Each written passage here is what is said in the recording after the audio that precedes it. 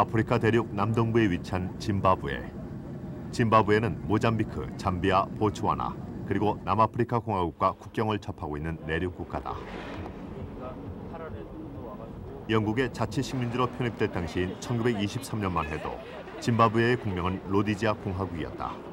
그 후 1965년 일방적인 독립선언, 이어지는 해방운동으로 1980년 독립정부를 수립했을 당시 그들이 선택했던 이름은 짐바브웨 공화국. 로디지아 대신 짐바브웨를 고집했던 그들의 선택이 궁금했다. 취재팀은 짐바브웨라는 이름의 근원을 찾기 위해서 수도 하라레 남쪽 마스빙고로 향했다. 짐바브웨 사람들의 자존심이라고 말하고 그들의 실체라고까지 생각하는 그레이트 짐바브웨는 과연 어떤 모습일까?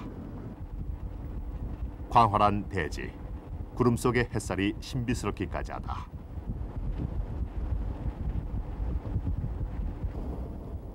하라레를 떠난 지 6시간 만에 나타난 그레이트 짐바브웨는 석양 속에서 호련히 그 모습을 드러내고 있었다. 국민의 대부분을 차지하는 쇼나족의 언어로 짐바브웨는 돌의 집이란 뜻이다. 수백 년 전 아프리카인들은 이 무트리케 계곡 일대에서 거대한 돌의 도시를 만들었고 독립 후 그들은 나라의 이름을 아예 짐바브웨로 고쳤다. 그게 힐 컴플렉스라 불리는 왕의 언덕, 일반인들이 거주했던 루인스 오브 밸리, 그리고 왕비의 성인 그레이트 인클로저의 세 부분으로 이루어진 그레이트 짐바브웨. 아프리카에 800헥타르에 이르는 거대한 석조 유적지 그레이트 짐바브웨가 있음을 아는 사람은 많지 않다. 그런 때문인지 이 돌의 도시가 서방 국가에 알려진 것 역시 그리 오래되지 않았다. 1871년 독일의 지질학자 칼 마우프는 외부인으로서는 처음으로 그레이트 짐바브웨를 발견했다. 당시 유럽에는 하나의 전설이 있었다. 구약 성서를 보면 솔로몬의 보물이 동아프리카의 오빌이라는 곳에 옮겨졌다는 기록이 나온다. 짐바브웨 유적을 본 칼 마우프는 솔로몬 왕 신전의 복제이며 왕비의 성은 시바의 여왕이 머물렀던 예루살렘 궁전을 모방한 것이라 추리했다. 이때부터 황금을 찾아 서구인들의 발길이 몰려든다. 이곳이 바로 성서에 나오는 오빌의 나라 솔로몬의 보물 창고일까? 취재진은 짐바브웨 대학 역사학자의 안내를 받아 그레이트 짐바브웨의 비밀을 알아보기로 했다. 입구에서부터 건축가들의 정교한 기술과 만나게 되는 왕비의 성. 거대한 돌담의 무게를 지탱하는 나무가 그 기술을 보여주고 있다. 왕비가 살았던 것으로 추측되는 이곳에서 가장 눈에 띄는 것은 원체형으로 생긴 두 개의 탑이다. This is the conical tower. Originally, it had decorations up there, which were sort of checker decorations.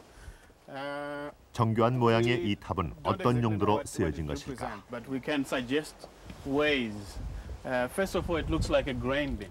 두 개의 탑 중 큰 탑은 젊은 여자를 상징하고 작은 탑은 나이 많은 여자를 상징하는데 왕국의 부와 풍요를 기원하는 의미로 만들었으리란 것이 엔도로 교수의 설명이다. We have another small tower. There are two towers here, right? But I think whichever way you look at it, the tower symbolizes wealth, symbolizes fertility. 그러나 황금을 찾아 나선 서구인들은 풍요의 상징이었던 이 탑을 가만두지 않았다. This is another area where people earlier sort of people dug to try and find out what is inside. Again, in the 1930s, 1920s, and then they dug. You can see they removed that section there.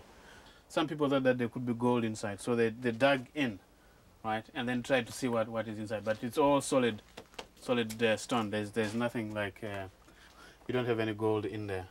It meant that you now have a damage on the wall.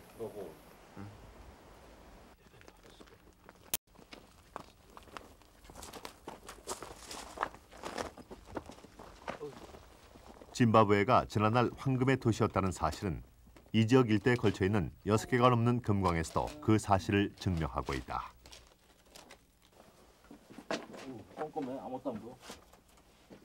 19세기 말엽, 30여 년 동안 관계관청에 제출된 보물 발굴업만 하더라도 14,000건이나 되었다고 한다. 하지만 짐바브웨에서 보물을 찾으려 했던 사람들에게 만족스러운 성과는 없었다. All this section here which you see up to where the car is. 이제는 황금이 넘치는 나라 오빌의 이야기는 단지 전설로만 전해지지만 황금의 제국이란 말에 걸맞게 아직도 짐바브웨는 남아프리카 다음으로 금이 많이 생산되는 나라다. That is what makes the base of the reef of all this old river. 1931년 서구인들이 그레이트 짐바브웨를 건설했으리란 학설에 처음으로 의문이 던져졌다.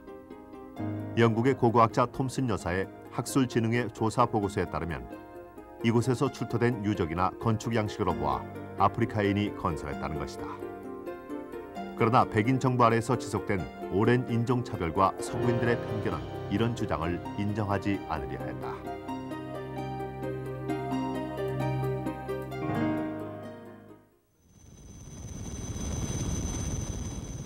하지만 짐바브웨로 독립한 후 흑인 정부는 그레이트 짐바브웨는 아프리카의 조상이 이룩해놓은 땅이라는 사실을 확인해 갔다. 다시 왕비의 성 그레이트 인클로저로 돌아와 보자. 이곳에는 한 사람이 겨우 지나갈 만한 좁은 통로가 있는데 이는 당시 외부의 침입을 방어하기 위해 만든 것이다. 이 통로는 이곳에 거대한 공동체가 살았음을 미루어 짐작하게 한다. 높은 담 사이의 좁은 길은 아무도 보이지 않게 이동할 수 있는 통로가 된다. 이 길은 곧장 코니칼 타워까지 연결돼 있는데 이 외에도 왕비의 성 곳곳에서 건설자의 지혜를 엿볼 수 있다. 군데군데 발견되는 배수로도 그중 하나다. 안쪽에서 흐르는 물이 두께 4m의 담을 통과해 밖으로 흘러나가게 되어 있다. 그리고 돌담을 쌓은 구조 역시 과학적이다. 외부의 침입에 대비해 쌓은 두께 4m의 견고한 담 내부인데도 라이터 불꽃을 꺼뜨릴 만큼 통풍이 완벽하다. The improvement in terms of the skills of the builders. 몇 겹의 벽으로 둘러싸인 왕비의 성은 천년의 건축물들이 그러한 것처럼 최초의 건축물에서 후대로 가며 겹쌓아 점차 확장시키고 있다. 그렇다면 이렇게 시대를 뛰어넘는 과학적 상상력으로 성을 쌓은 것은 언제부터일까? When carbon dating was discovered in the late 1950s, one of the earliest dates which was run by Libby at the University of Chicago was actually coming from here. There was a wooden lintel which was over a drain somewhere here at the bottom here. And he got a date of around 500 or so. But later on in the 1970s, when carbon dating had been refined and we now knew about calibration of carbon dates and so forth, the same wooden lintel was then run for another date. And this time they got a date of about 1250. 아프리카는 최초의 인류가 탄생되었던 곳이다. 짐바브웨인들 역시 그 시대를 짐작하기 어려울 만큼 오랜 역사를 갖고 있다. 짐바브웨에서 발견되는 벽화의 유적들을 분석해보면 사람들이 살았던 흔적은 지금으로부터 4만 년 전까지 거슬러 올라간다.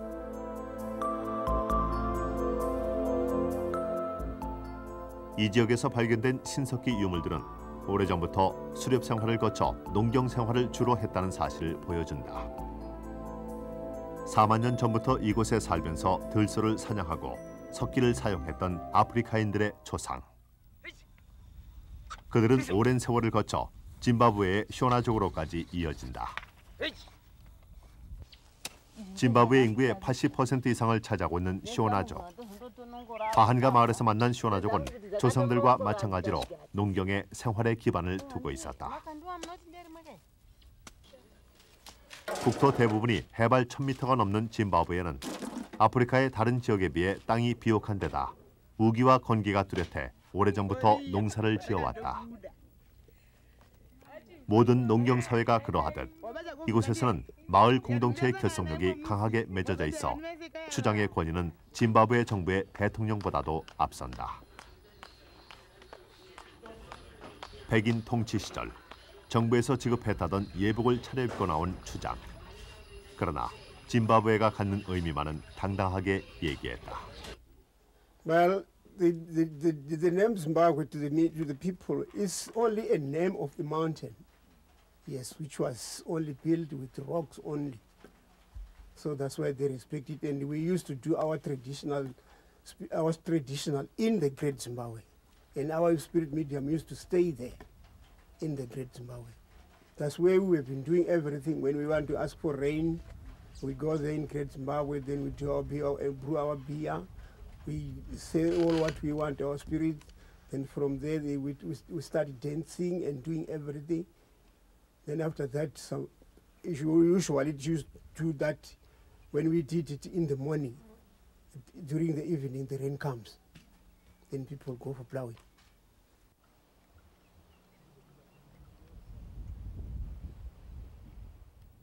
사람들의 정신적 지주가 되었던 왕이 살았던 곳이 바로 120m 화강암 언덕에 세워진 건축물 왕의 언덕이다.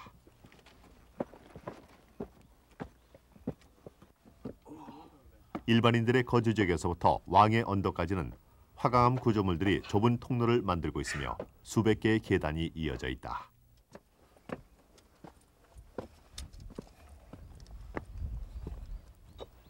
왕의 언덕은 그레이트 짐바브웨에서 가장 먼저 건축된 구조물이다. Here they actually incorporated the natural 왕의 언덕에 사람들이 처음 정착했을 때는 자연적인 암벽들뿐이었지만 공동체가 확대됨에 따라 그 위에 석벽을 쌓고 주거의 형태를 만들어 나갔다. 처음 이곳에 정착했던 사람들은 인구가 증가하면서 점차 아래로 내려가 살게 된 것이라 짐작된다.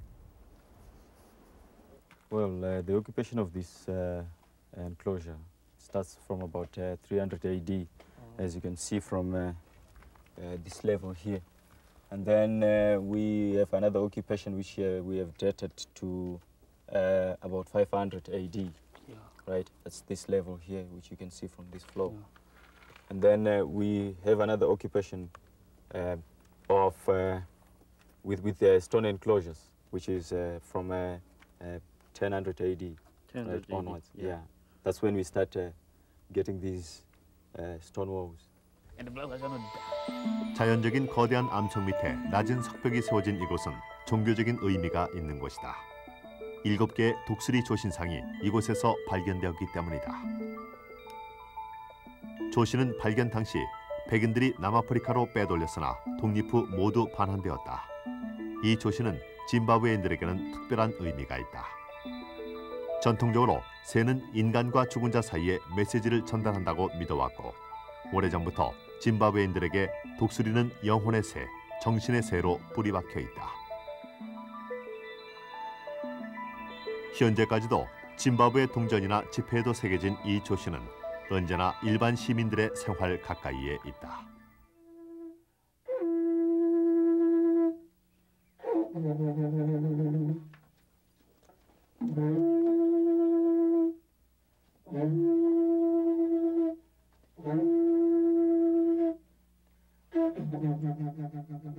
왕의 언덕 중턱에는 거대한 동굴이 자리 잡고 있다. 전통적으로 이 동굴은 종교 행사를 하는 곳으로서 제물을 바치거나 비를 기원하던 것이다. 이곳이 주술적인 힘이 있다고 믿었기 때문이다.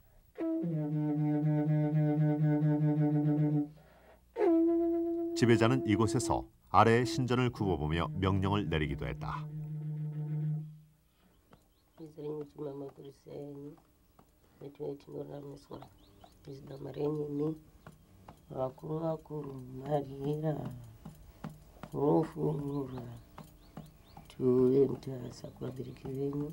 그레이트 짐바브웨 당시와 마찬가지로 700년이 지난 지금도 짐바브웨 사람들은 이곳을 매우 중요하게 생각한다.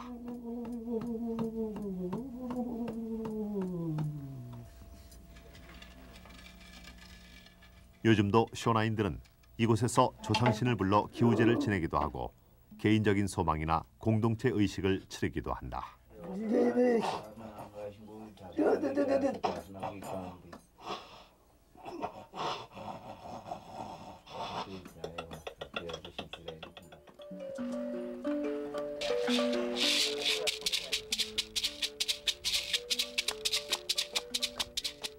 기우제가 있는 날 동굴에서 그들의 신을 불러낸 다음 마을 사람들은 그들의 신을 축복한다.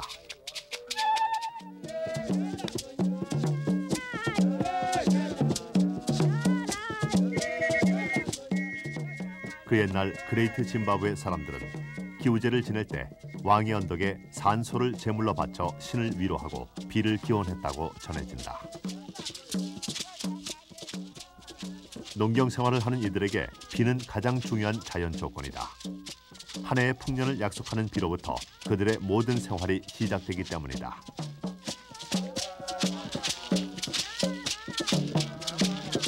그래서 그레이트 짐바브웨를 만들었던 그들의 조상신은 짐바브웨 사람들의 정신적 지주가 될 수밖에 없었는지도 모른다.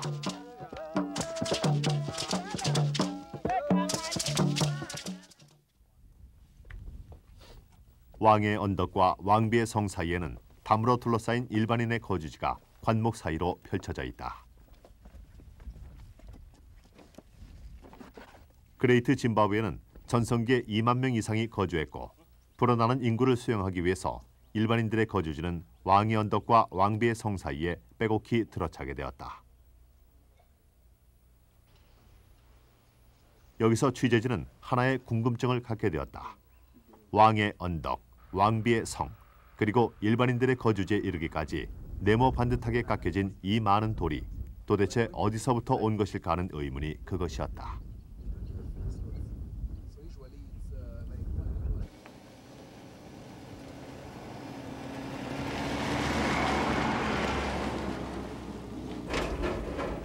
운반도 다듬기도 쉽지 않던 시절, 그레이트 짐바브웨 건설에 쓰여진 돌들은 그리 먼 곳에 있지는 않을 것이다. 그레이트 짐바브웨에서 1km도 채 안 되는 곳에 그 흔적이 남아 있었다.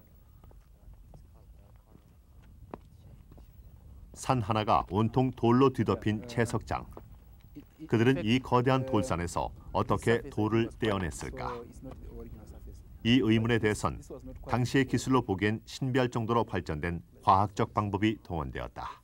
What they do is when you get to a rock surface like this one, and there's a step already. You set your fire. You get huge blocks. Yeah, firewood. You get huge blocks and then you set them around this place. Now the intensive heat penetrates this rock, and then as you are waiting by the side, there is a cracking sound, a deep cracking sound, which signifies that the heat has penetrated to this depth. So you then remove the fire, the heat, and then just by either using, today we use hammers, but I suppose during the ancient time they would just use other boulders. If you hit on the surface, it cracks, forming regular blocks, which you then remove, and then you restart the process. You set the fire again, and then you continue the process, getting more blocks and resetting the fire. 그들은 열을 식힐 때 물을 붓거나 겨울에는 자연의 차가운 공기를 이용해 효과를 배가시키기도 했다. 최근 보수 작업 때도 이 방법을 그대로 사용했다고 한다.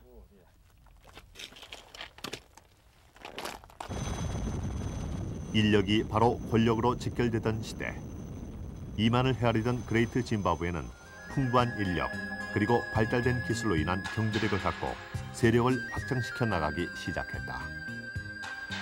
이미 10세기경부터 그레이트 짐바브웨를 중심으로 발달된 금, 구리 주조 기술은 외국과의 활발한 교역을 가능하게 했다. 인도와 페르시아의 옷감이나 장신구, 그리고 중국산 도자기 파편들도 짐바브웨 일대에서 출토되었다. 그러나 1500년경에 이르러 그레이트 짐바브웨 사람들은 하나둘 이곳을 떠나 이동을 시작했다. By 1500, Great Zimbabwe had a population of about 20,000 people, all living within a very small area.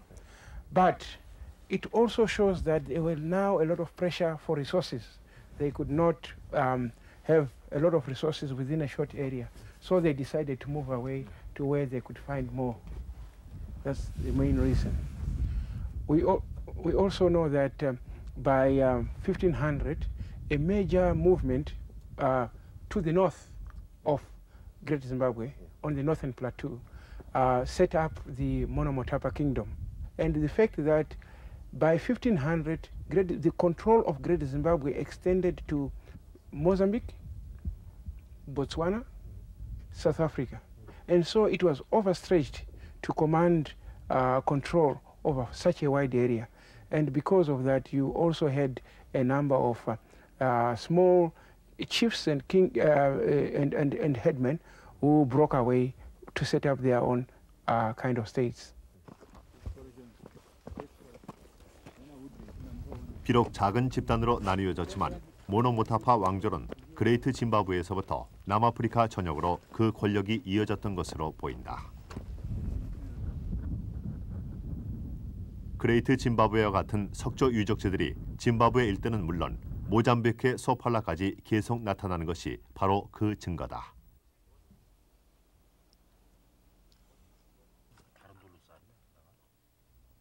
난리탈리 유적도 그중 하나다. 그레이트 짐바브웨에서 서북쪽으로 200km 떨어진 이 유적지는 짐바브웨보다 훨씬 후대에 건축된 것으로 보여진다.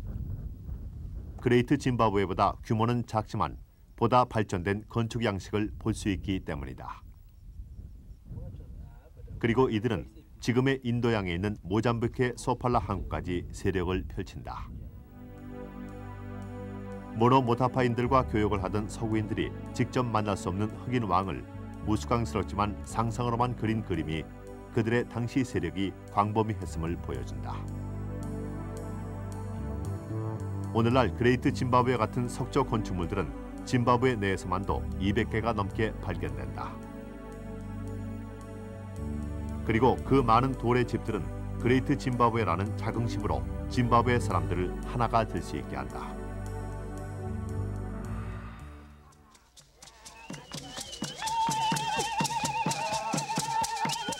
하루의 일과가 끝난 저녁, 자연스럽게 모인 마을 사람들.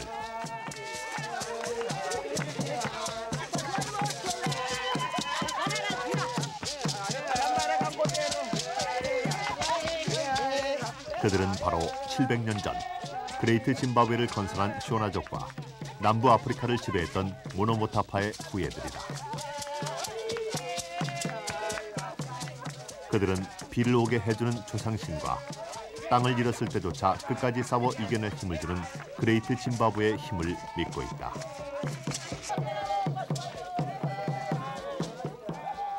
그리고 강경하게만 했던 로디자 정부로부터 독립을 쟁취하고 전설로만 전해져 오던 황금의 나라를 재건하려는 강인함을 보여주고 있다.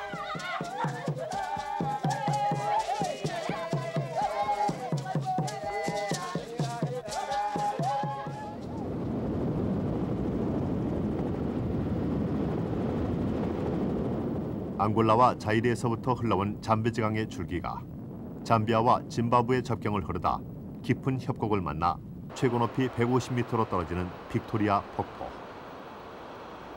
원주민들은 물이 떨어질 때 나는 폭음과 물보라 때문에 빅토리아 폭포를 천둥 소리가 나는 연기라고 부르기도 했다. 인간이 태어나기도 전에 이미 아프리카인의 것, 그리고 짐바브웨인들의 것이었던 빅토리아 폭포. 위대한 자연의 힘 앞에 짐바브웨인들은 순응했고 오랜 세월 그들과 함께 이 땅을 지켜왔다.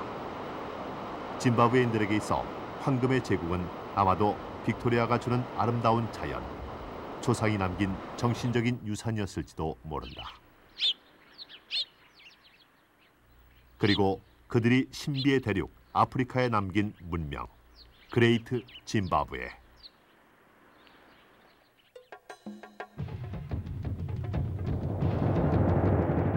(700년이) 지난 지금 그 후손들은 무섭게 일어서고 있다.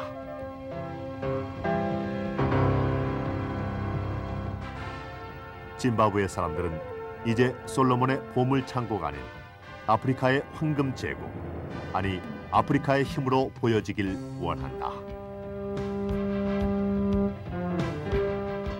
지금 그레이트 짐바브웨의 역사가 다시 시작되고 있다.